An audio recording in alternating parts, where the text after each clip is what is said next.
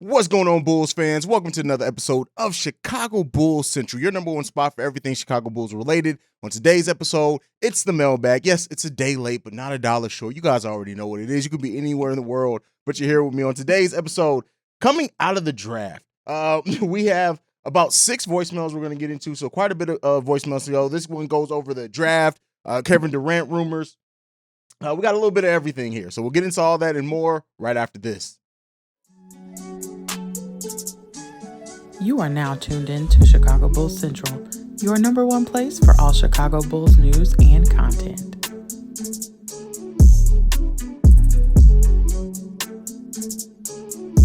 All right, Bulls fans. So we've had now the weekend to really kind of process what happened during the NBA draft. Some people have went out and gotten tape on Dalen Terry. They've also looked at the Justin Lewis, who we also picked up as an undrafted free agent. And now, you're starting to see some Bulls fans come around. Now, some Bulls fans do think that we're trying to convince ourselves or talk us into a player. Some people actually do see the potential in Dalen Terry. So we're going to go ahead and jump in. Our first 2 voicemails are both about the draft. We're going to go ahead and play the first one here. This one's from Marvin. What's up, hey, Marvin? Got a couple of things I want to address about the draft, and pretty long, but I'm trying to get them all in. First of all, I think the Dalen Terry pickup was in reference to moving on off of Kobe White. If you guys think about it, we get a shooter in development. I understand that, but we get a defender also. Not to linger on about that long. I think everybody thinking EJ Liddell was the pick for us was down the lines for the front office. Listen to this guy. We get Justin Lewis, this guy here. He's actually listed as a freshman, but it's the second year at Marquette. He's averaging 16, 7, and 1. EJ Liddell was 6'7", 240. This guy's 6'7", 245. I think we get him on a 2-way deal, which saves money for the organization, which is a great move for the front office. Also, if we can do this, we already addressed the issue if we move on from Kobe. Now we make a free agent pickup with a big man, and I think the Bulls will be okay, guys. Listen, I think the Bulls did some great thinking in this draft. I really do. If you look at the numbers in Justin Lewis and then you think about Dalen Terry, you bring in 2 defenders in that's capable of getting shooting better. So you're really building and saving money at the same time. If we can get us a big man in a trade along with Kobe or in any kind of way, I think the Bulls will be all right. I think we need to look more into this, guys, as a positive thing. I think the Bulls doing a great job. Let me know what you think. Take care. And I think the Bulls will be all right, guys. Later. All right. And you guys know, Marvin is always Marvin the motivator is what I call him. He's always trying to motivate, speaking about the draft, talking about, Dalen Terry being a Kobe White replacement. And this is what, it's interesting, right? Because you hear a lot of that now, and people are like, well, but this is a certainty that Kobe White is out of here. We already knew the Bulls were shopping, right? Those rumors have been around. Even people have been talking about since the beginning of last season.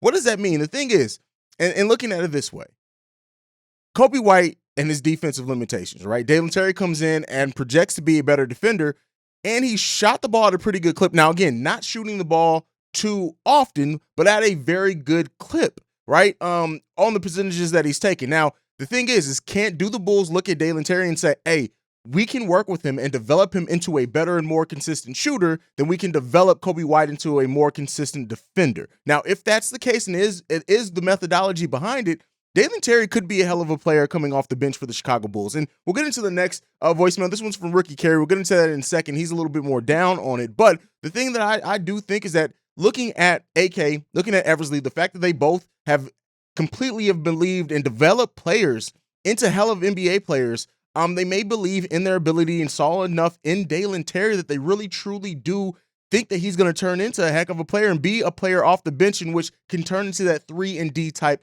player. Now, the position that he plays is up. We'll see what that ends up being depending on how he fills out his body and what he can do. But listen, that having a 7'2" wingspan at his, that almost opens the door for him to play anything from the 1 to the 3. Just depending on the weight that, even necessarily if he doesn't put on the weight, he's already close to the same weight as a player like a Brandon Ingram who plays 4 in the NBA. So we'll see what that ends up being. And I think people look too much as just what a player is right now in college with Dalen Terry. And I'm going to get into that with Ricky Carroll's voicemail as well. But it's easy to look at him and say, oh, well, they should have went this guy. They should have went this guy. They should have went this guy. And I think people forget that everything with NBA, yes, you have some players that automatically have a higher floor. You know what they're going to be more so, and they have potential.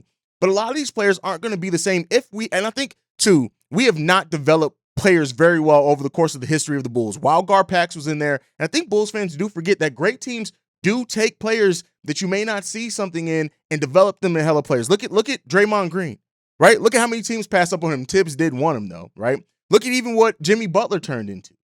Like, it's not always what they did in college that is going to determine the type of NBA player that they do. And a lot of people are trying to look at Dalen Terry and think, hey, look at what he's going to be. And to Marvin's point as well, one thing that I do want to bring up, Justin Lewis, right? Everything that I liked about EJ Liddell, you can almost say about Justin Lewis as well. Now, he did not do it at the level that EJ, with even the consistency that EJ Liddell did.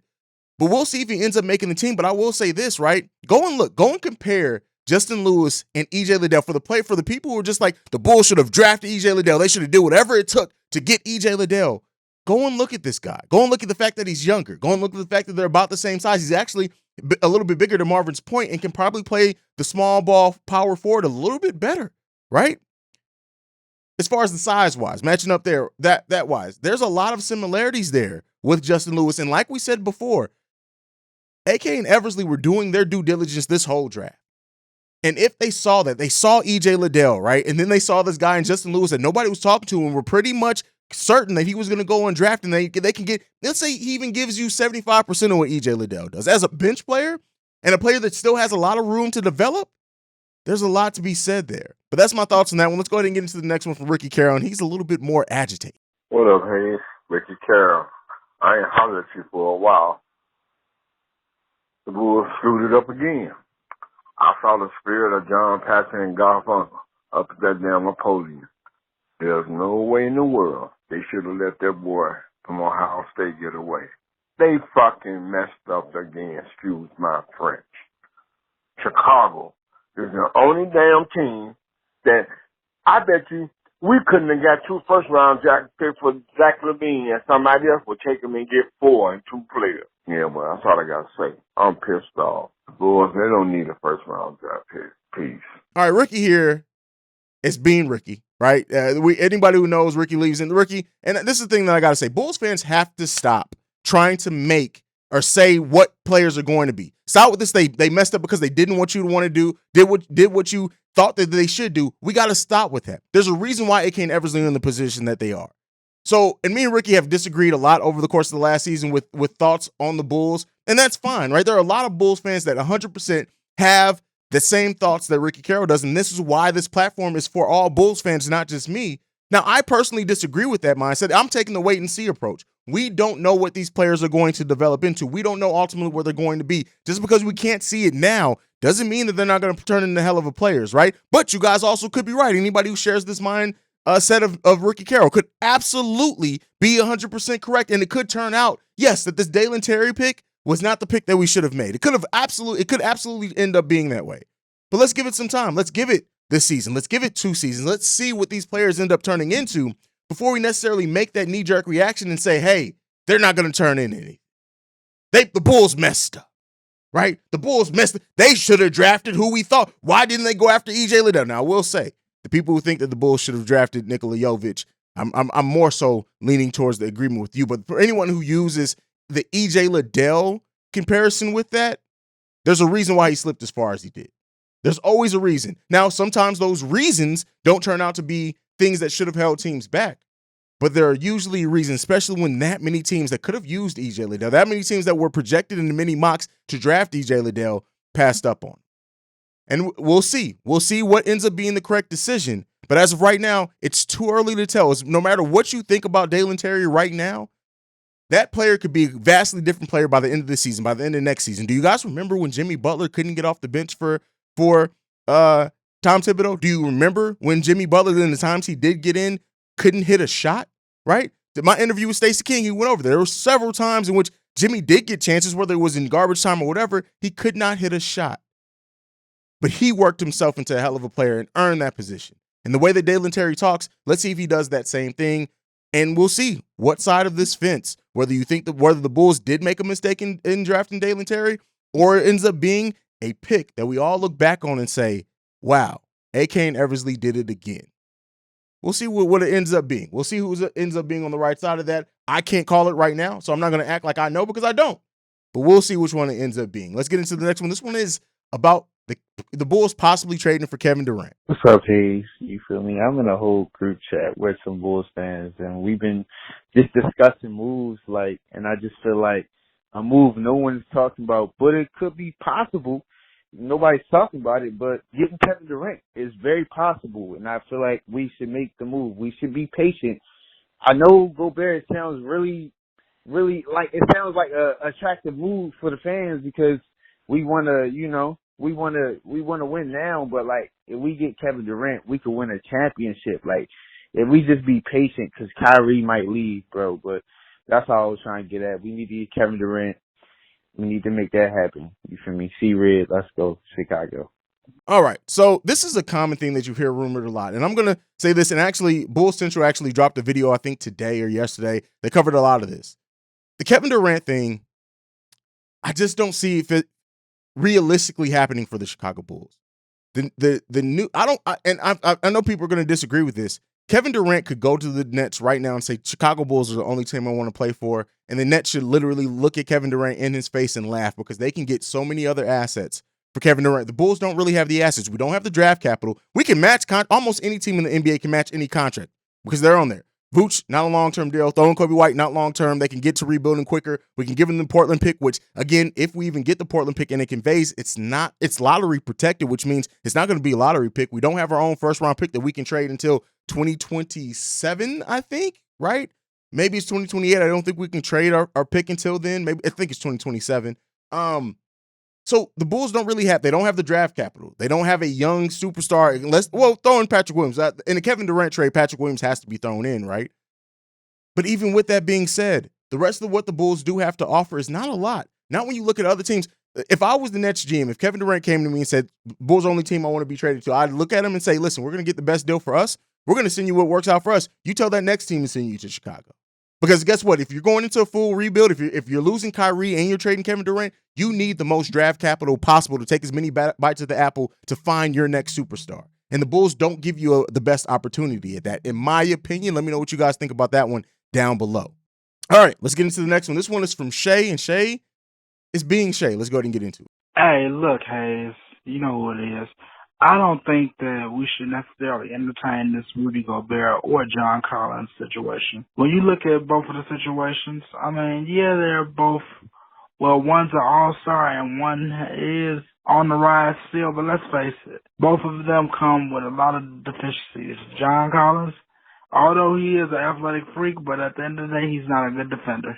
And Rudy Gobert is very offensively limited and a little bit defensively limited. Now, on the other hand, and I've just seen, and after seeing this situation with the Brooklyn Nets and them pairing Kyrie Irving and James Harden and Kevin Durant up, I'm not really interested in trying to get a huge big name, especially when we're still trying to keep Zach LaVine from going anywhere else.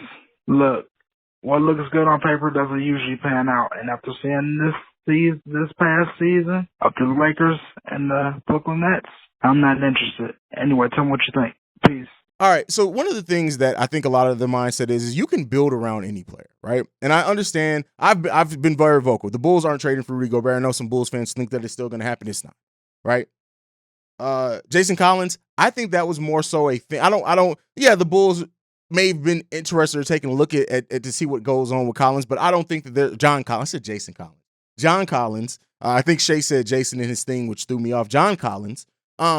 But again, I don't know how much fire is actually to the smoke of that, in my opinion. But if it does, right, if you bring that in, right, I'm not necessarily saying that doesn't make the Bulls better right away. It's possible, right? The Bulls would have to do other. Let's say they do trade Vooch for John Collins right now, which I know Shay is literally rubbing his nipples at Vooch. But with that being said, let's say that they do trade Vooch for John Collins and whatever permutation you come up with it. That still does not mean they can't go. They would still have to do what also was their plan this summer and go and get a long athletic center who can defend and rebound. They may say, hey, we can bring in John Collins who brings us some similar numbers to Vooch, but he's younger. But then we still got to go out and get that center that we planned on getting this offseason anyway to help spell some minutes for Vooch. So it doesn't really change a lot of that, right? It changes the way we go about it and extends that window with John Collins a little bit. Now, I will say, don't think that the deal is going to happen, but we can't just say, again, because I think we look at deals in vacuums, right? Sometimes we have a tendency to look at deals and just mean, hey, this is the deal we made. That's it. Like some people, even with the draft, the Bulls made with off seasons wasted. How? We haven't even gotten to free agency yet. But making a deal or a move for either one of them doesn't mean that the AK would have to do what they're going to do anyway this summer and go and try to continue to fill out the team to match, to fill in holes of whatever players that we have on this roster.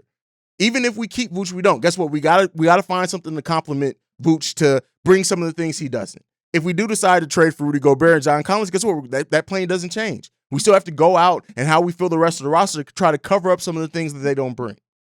So I see what you're getting at with that, Shay, but I don't necessarily think it's that the Bulls you have to try to improve your team. You have to try to extend your window whatever way that you can. Now, they may very well say, hey, listen, we're going to continue trying to build through free agency. We're going to get people to come here rather than trade. But again, keep in mind, the Bulls not having a lot of draft capital in the future, absolutely.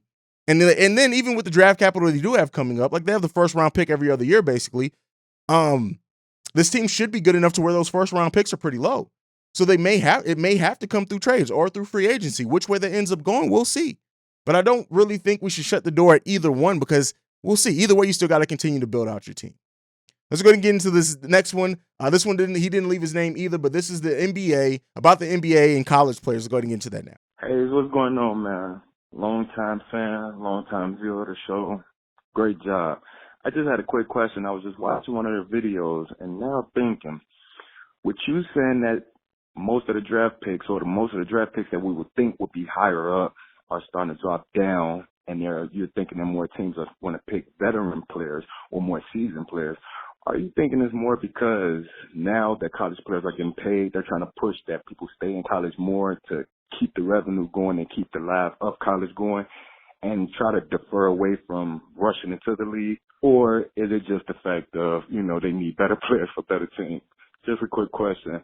Again, great job, man. Shout out to you. All right, so this one, I'll say this. So when I made the comment that a lot of players that we expected to be higher were dropping down, we saw it. Mark Williams absolutely dropped. Jalen Duren dropped lower than a lot of mocks projected him to be. Malachi Branham dropped a lot lower than a lot of mocks had him to be.